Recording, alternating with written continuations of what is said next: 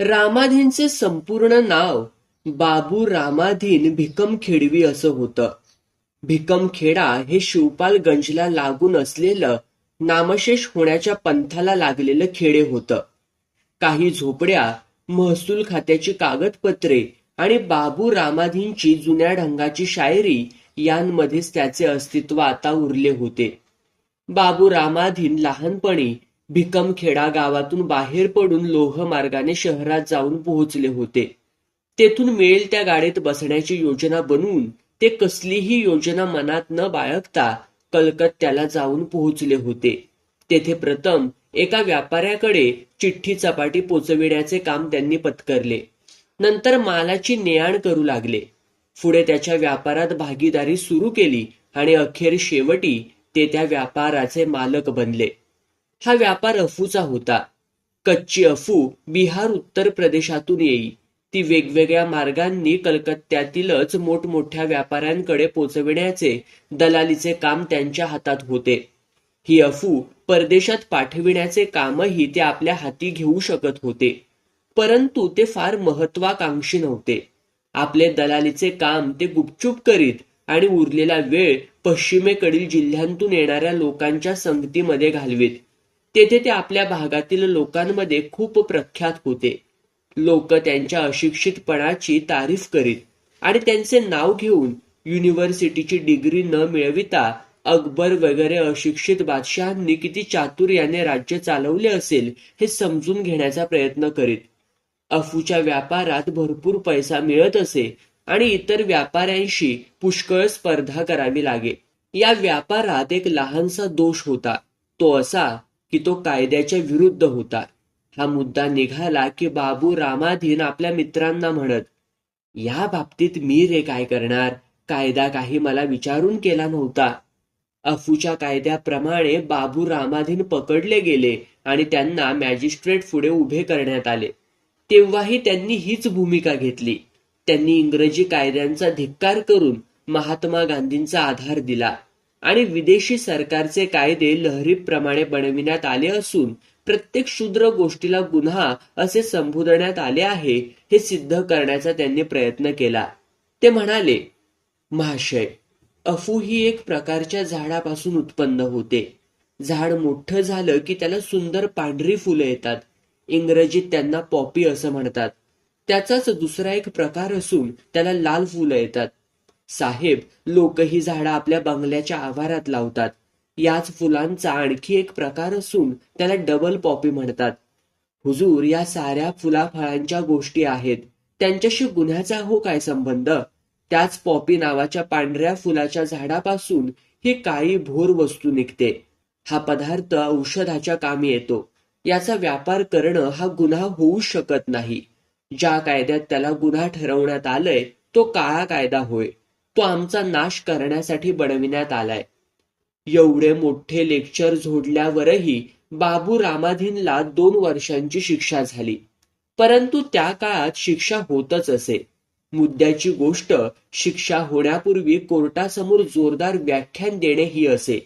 अशा प्रकारे व्याख्यान देऊन शेकडो लोक क्रांतिकारकांपासून अहिंसावाद्यांपर्यंत हुतात्मे झाले आहेत हे बाबू रामाधीनला माहीत होतं आणि आपल्या या व्याख्यानाने आपल्यालाही हुतात्मा बनणे सोपे जाईल याविषयी त्यांची खात्री होती.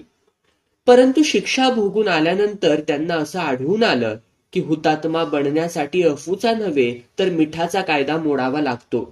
कलकत्त्यात काही दिवस भटकल्यावर बाजारातून आपले उच्चाटन झाले असल्याचे त्यांना दिसून आले. त्याने दुःखी होऊन त्यांनी 4-2 शेर कविता रचले आणि या खेपेला ते तिकीट काढून आपल्या गावी परत आले. येथे येऊन ते शिवपालगंजमध्ये राहू लागले. आपले दलालीचे दुकान बंद झाले असल्याचे त्यांनी लोकांना खरेखुरे सांगून टाकले. त्यापेक्षा जास्त सांगण्याची जरुरी नव्हती. त्यांनी एक लहानसे कच्चे पक्के घर बांधले. थोडी जमीन घेऊन शेती देखील सुरू केली. गावच्या मुलांना कवड्यांऐवजी पत्त्यांचा जुगार खेळायला शिकवले आणि दारातील खाटल्यावरती पडल्या पडल्या आपल्या कलकत्त्याच्या मुक्कामातील किस्से सांगण्यात प्रावीण्य संपादन केलं. एवढ्यात ग्रामपंचायती अस्तित्वात आल्या आणि कलकत्त्यातील आपल्या अनुभवांच्या आधारे त्यांनी आपल्या एका चुलत भावाला सभापतीही बनवून टाकलं. सुरुवातीच्या काळात सभापती कशाला म्हणतात हेच लोकांना माहीत नव्हतं.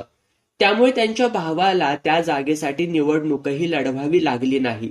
काही दिवसानंतरच लोकांना समजलं की गावात 2 सभापती आहेत. त्यांपैकी बाबू रामाधीन हे ग्रामसभेची जमीन खंडाने देण्यासाठी आहेत आणि दुसरा त्यांचा भाऊ जरुरी पडल्यास अफरातफरीच्या खटल्यात तुरुंगात जाण्यासाठी आहे. बरेच दिवसापर्यंत बाबू रामाधीन यांची गावात चांगली चलती राहिली. त्यांच्या घरासमोर छप्पर असलेला एक बंगला रिकामा पडला होता. त्यात गावचे तरुण जुगार खेळत व भांग घोटण्याचे काम चाले. सारे वातावरण मोठे काव्यमय होते. त्यांनी गावात पहिल्यांदाच कॅना, नॅस्टॅर्शियम, लार्कस्पर वगैरे विलायती फुलांची झाडे लावली होती. त्यात लाल रंगाची काही फुले होती. त्यांच्याविषयी ते कधी कधी म्हणत, ही पॉपी आहे आणि ही साली डबल पॉपी आहे. परगावाहून परत येताना गावाबाहेर बद्री पहिलवानांचा रिक्षा कुणीतरी थांबवला. अंधार पडू लागला होता आणि थांबविणाऱ्याचा चेहरा दुरून स्पष्ट दिसत नव्हता. बद्री पहिलवानांनी दरडावलं, कोण आहे रे? अरे तुरे करू नकोस पहिलवान, मी रामाधीन आहे, असे म्हणत एक इसम रिक्षाजवळ येऊन उभा राहिला. रिक्षावाल्याने रस्त्याच्या मधोमध एकदम रिक्षा थांबवली. त्या ग्रहस्थाने धोतर नेसून सदरा घातला होता, परंतु अंधुक प्रकाशात इतर माणसांपेक्षा त्याचे वेगळेपण त्याच्या धोतर सदऱ्यावरून नव्हे तर तुळतुळीत चमन गोठ्यावरून व्यक्त होत होते. रिक्षाचे हँडल धरून तो म्हणाला, माझ्या घरावर दरोडा पाडणार हाय, कळले तुम्हाला? पहिलवानांनी रिक्षावाल्याच्या पाठीत एक बोट ढोसून त्याला पुढे जाण्याची खूण करीत म्हटलं, पण मग आत्तापासूनच काय पेरपेर चालवले तुम्ही? जेव्हा दरोडा पडू लागेल तेव्हा मला बोलवा, आता सांगून सतवू नकासा. रिक्षावाल्याने पॅडलवर जोर दिला, परंतु रामाधींनी त्याचे हँडल इतकं घट्ट धरलं होतं की त्या जोराने या जोराला छेद दिला. रिक्षा जागच्या जागी उभी राहिली. बद्री पहिलवान चिडून म्हणाले, मी मनाशी म्हटलं, भर रस्त्यात रिक्षा अडवून विधवा बाईसारखं रडायला लागला तेव्हा अशी कोणती आपत्ती कोसळले तुमच्यावर? रामाधीन म्हणाले, मी रडत नाही हो, तक्रार करतोय. वैद्यजींच्या घरात तुम्हीच एकटे माणूस आहात, बाकी सारे दिवटेच आहेत, म्हणून तुम्हाला सांगतोय. माझ्या नावाने एक पत्र आलंय. त्या दरोडेखोरांनी माझ्याकडे 5,000 रुपये मागितले आहेत. त्यांनी म्हटलंय, अमावस्येच्या रात्री दक्षिणेकडल्या टेकडीवरती पैसे ठेवू नये. बद्री पहिलवानांनी मांडीवर शड्डू मारून म्हटलं, इच्छा असल्यास देऊन या, नसल्यास एक कवडी बी द्यायची जरुरी नाही. यापेक्षा मी जास्त काय सांगणार तुम्हाला? चल रे रिक्षावाल्या. घर जवळ आहे. वाटलेली भांग बाहेर तयार असेल, ती पिऊन आंघोळ करून झक्कास लंगोट लावून अंगात एक झब्बा चढवून मजेत बैठकीत बसावे. लोक विचारतील, पहिलवान काय करून आलात? आपण डोळे मिटून त्यांचे प्रश्न ऐकावेत, इतरांनाच त्यांची उत्तरे देऊ द्यावीत. शरीरातील ताकद आणि भांगेची नशा यांमुळे जगातील सारे आवाज डासांच्या गुणगुणीसारखे भासावेत, या विचारांत ते दंग होते. अशा प्रकारच्या सुखस्वप्नात डुंबत असताना आपल्याला अशा अवेळी रस्त्यावर अडवले जावे हे बद्रींना मुळीच आवडलं नाही.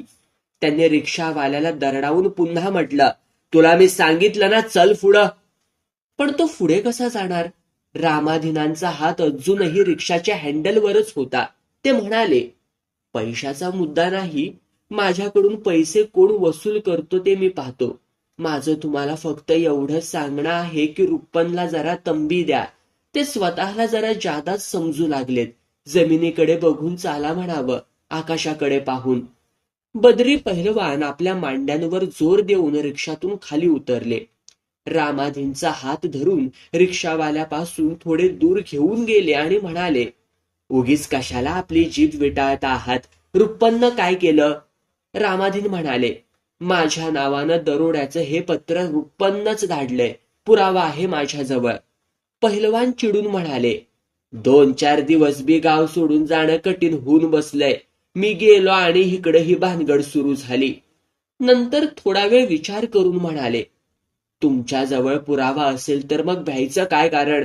आणि मग रामाधीनला अभयदान देत त्यांनी सांगितलं, तर मग तुमच्या घरावर दरोडा बिरोडा काही पडणार नाही. जा शांतपणे झोपा. रुपन दरोडे घालीत नसतो. पोर आहे. थट्टा केली असेल त्याने. रामाधीन कडवटपणे उद्गारले. ते तर मलाही कळतंय. रुपन्न थट्टा केले. पण ही असली कसली थट्टा?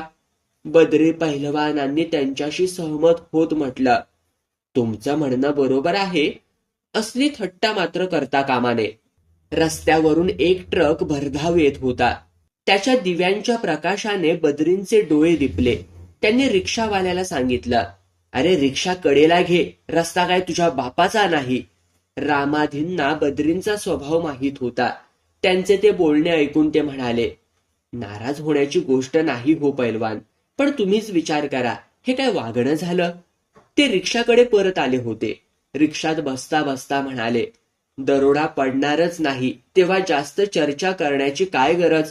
चलो रिक्षावाले. जाता जाता ते म्हणाले, रुपनला मी समजावून सांगतो हे बरं नव्हे म्हणून. रामाधीन मागून आवाज चढवून म्हणाले, त्यानं माझ्या घरावर दरोडा घालण्याचं पत्र पाठवलंय. याबद्दल तुम्ही त्याला नुसतं समजावून सांगणार? ही समजावून सांगण्याची बाब नाही हो. चांगली खेटरपट्टी केली पाहिजे. रिक्षा चालू लागला होता. पहिलवानांनी मान न वळवताच उत्तर दिलं, तुम्हाला फारच राग आला असेल तर तुम्ही माझ्या नावानं तसलंच एक पत्र पाठवून द्या. रिक्षा निघून गेली.